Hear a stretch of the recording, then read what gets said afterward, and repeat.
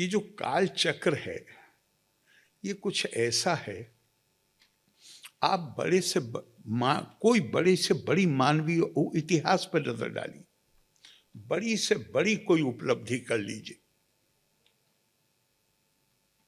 लेकिन अगर आने वाली नस्लें उस उपलब्धि को प्राप्त करने के लिए जो संघर्ष किया गया है, अगर उससे परिचित नहीं है तो उनकी ये क्षमता खत्म हो जाती है कि वो उस उपलब्धि को बचा के रख सकें या अपनी उस विरासत को आगे बढ़ा सकें। बड़ा खूब आपने चूंकि शेर पढ़े तो मुझे भी एक शेर याद आ गया, जो कौम भुला देती है तारीख को अपनी, उस कौम का जोग्राफिया बाकी नहीं रहता। मैं बिल्कुल जो मेरे दिल में है बात वो आपसे कहना चाहता हूं। किन को हम याद करते हैं, ये दुनिया तो पता नहीं कब से चल रही है और कितनी आबादी है, हम याद किसको करते हैं, किसकी यादगार हम मनाते हैं। एक बुनियादी बात हमेशा ध्यान रखिए, इंसान उसको याद करता है जिससे उसे फायदा हासिल होता है, जो उसको प्रेरणा देता है, जो उसकी जिंदगी को बेहतर बनाने में मदद करता है, वो हमारे आदर्श पुरुष होते हैं, उनको हम याद करते हैं। दुनिया की सारी सभ्यताओं में ये कल्पना मौजूद है, चैरिटी है, दूसरे की सेवा, लेकिन हमारे यहां एक फर्क है, और ये मैं किसी दंभ के साथ नहीं कह रहा हूं, विनम्रता के साथ कह रहा हूं। इसमें जरा सा भी ये नहीं है जब मैं बोल रहा हूं कि हम बेहतर हैं, ना, बहुत मैं विनम्रता से कह रहा हूं। पूरी दुनिया में इंसान अकेले जिंदगी नहीं गुजार सकता, समाज की आवश्यकता होती है उसको। समाज को संगठित करने के लिए पूरी दुनिया में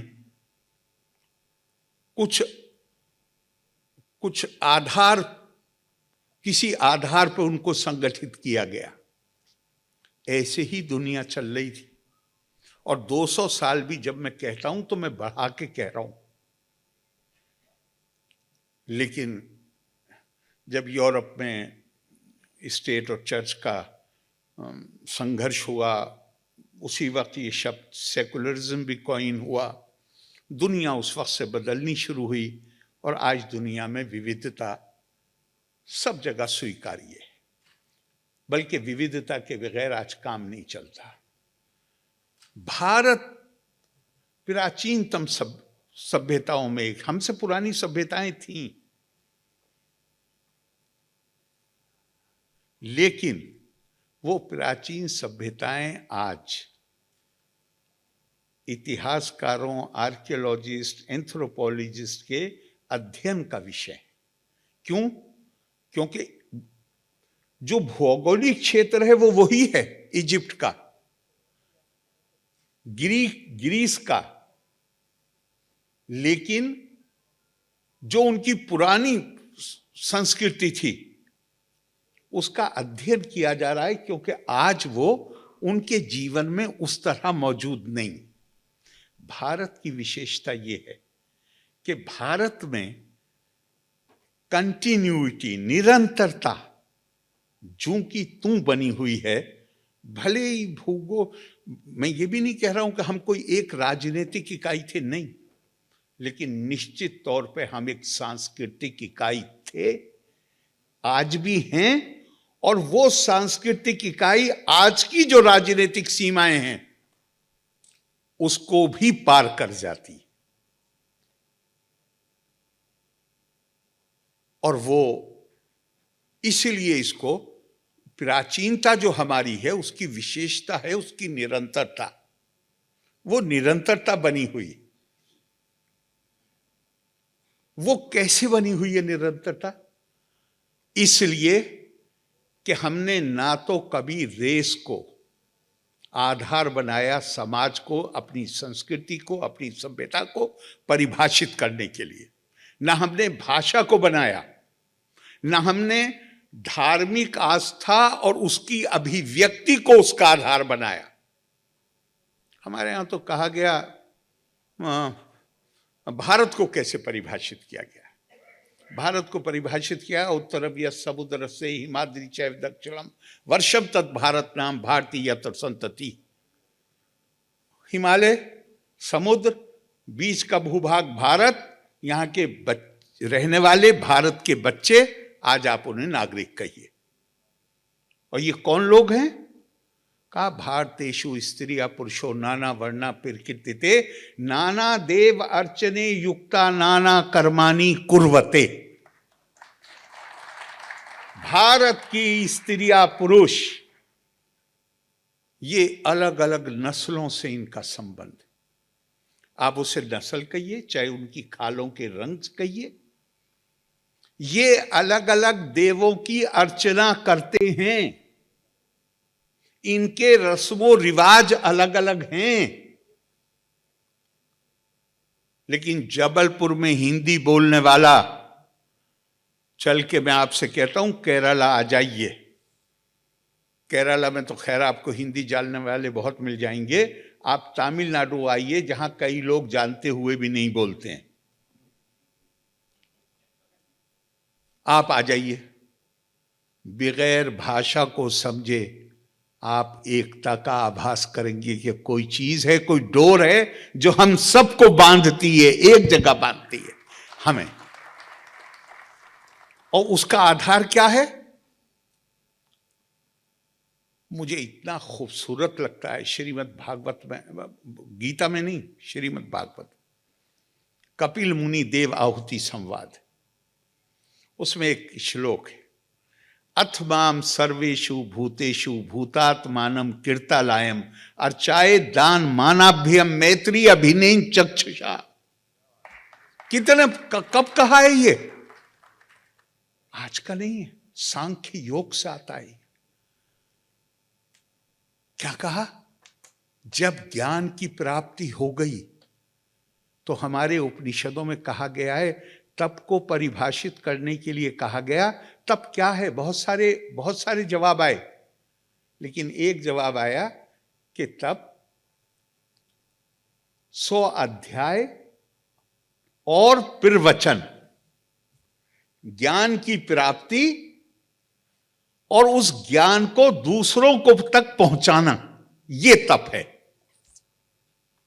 तो जब कपिल मुनि को ज्ञान प्राप्त हो गया तो अब भूख जागी कि इसको ज्ञान को किसको पहुंचाऊं। आसपास कोई था ही नहीं, मां बैठी हुई थी, थोड़ी दूरी पे मां को कहा सामने आके बैठो। और वो लंबा संवाद है, लेकिन क्या जरा इसकी ताकत, इस श्लोक के शब्दों पे जरा गौर कीजिएगा।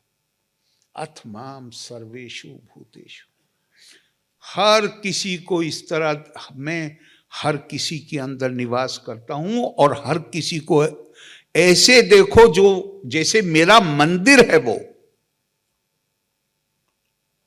भूतात्मानम कीर्तालायम, उसी आदर की दृष्टि से। अर्चाए दान मानाभ्यम, हमारे यहां बहुत से लोग दान को, जैसे धर्म को रिलीजन कर दिया है, इसी तरह दान को चैरिटी कर दिया है।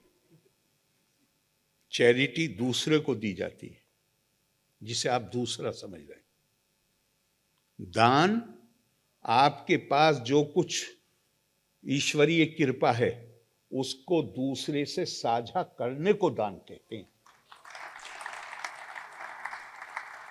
दूसरे को नहीं दिया जाता। दूसरे का, ये दुनिया की अकेली संस्कृति है जिसमें दूसरे की कल्पना नहीं है। क्यों नहीं है दूसरे की कल्पना? अहम ब्रह्मास्मि तत्त्वमसि, जो ब्रह्मा मेरे अंदर निवास करता है वही तुम्हारे अंदर निवास करता है। दूसरा कौन है? पूरी दुनिया की संस्कृतियों में दूसरे की कल्पना है। और मैं दोहरा रहा हूँ, हरगिज गलती मत समझिएगा कि मैं कह रहा हूँ हम बड़े हैं दूसरे छोटे हैं, हरगिज नहीं।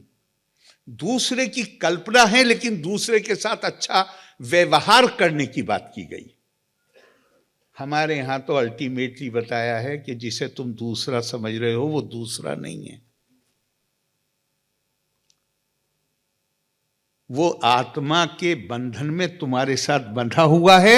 आज तुम जो कुछ भी हो, तुम्हें नहीं पता कल पिछले जन्म में तुम क्या थे और अगले जन्म में तुम क्या हो जाओगे। और राजा भर्तृहरि तो यहीं के थे ना, मध्य प्रदेश के, उज्जैन के, मध्य प्रदेश के। उन्होंने कैसे कैसे परिभाषित किया है धीर पुरुष को? उन्होंने धीर पुरुष को परिभाषित किया है कि निंदन्तु नीति निपुण। मेरा जो नीति के जानने वाले लोग हैं वो चाहे मेरी निंदा करें और चाहे मेरी स्तुति करें, स्तुतिवन्तु। लक्ष्मी समाविस्तु गच्छतु या यथेष्टम। लक्ष्मी मेरे घर में आए, रहें या चली जाएं। आदा येवा मरण मस्तु युगांतरे वा। मुझे आज मौत आ जाए या सैकड़ों साल जीऊं, न्याय यात पात पिरवी चलंतु पदम न धीरा। चाहे निंदा हो, चाहे प्रशंसा हो, चाहे लक्ष्मी आए, चाहे लक्ष्मी जाए, चाहे मौत आ जाए, चाहे मौत 100 साल बाद आए, लेकिन जो धीर पुरुष होते हैं वो न्याय के रास्ते से विचलित नहीं होते। शायद ऋग्वेद में आया है, न धनेन न ज्ञानेन न पिरजया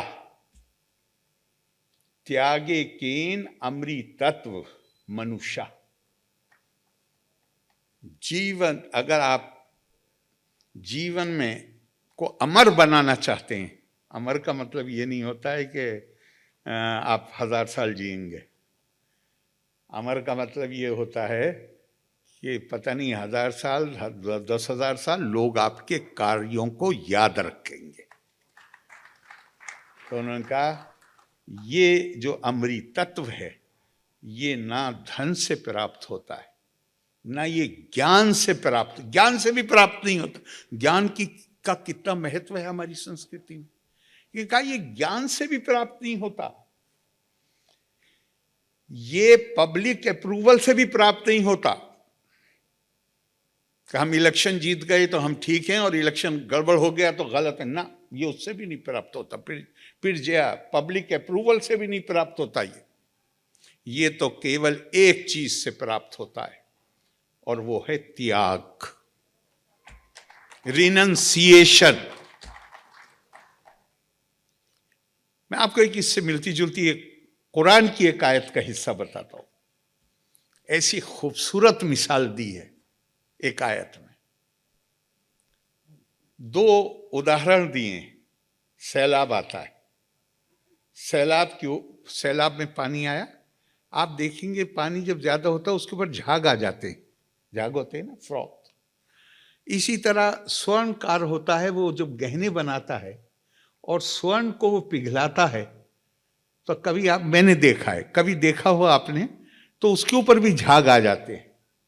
तो कुरान अपनी लाइन में कहता है जिस तरह सैलाब का झाग और स्वर्णकार द्वारा पिघलाए गए सोने के ऊपर हुआ झाग बगैर किसी उद्देश्य को पूरा किए हुए खत्म हो जाते हैं, वो तो खत्म हो जाते हैं, लेकिन स्वर्ण जो होता है उससे गहने बन जाते हैं। पानी जो होता है झाग के नीचे, वो जमीन को सरसब्ज कर देता है, उर्वरक बना देता है। तो इसी तरह कहा, कोई भी व्यक्ति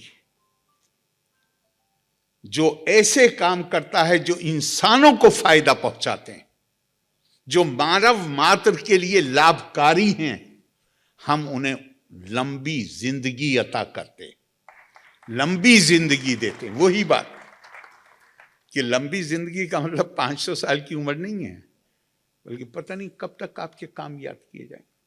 तो मैं तो ये मानता हूं, भारतीय परंपरा में सिंगल वर्जन स्टोरी को हमेशा खतरनाक बताया गया। वक्त करता है परवरिश बरसों, हादसा एकदम नहीं होता। बहुत सारे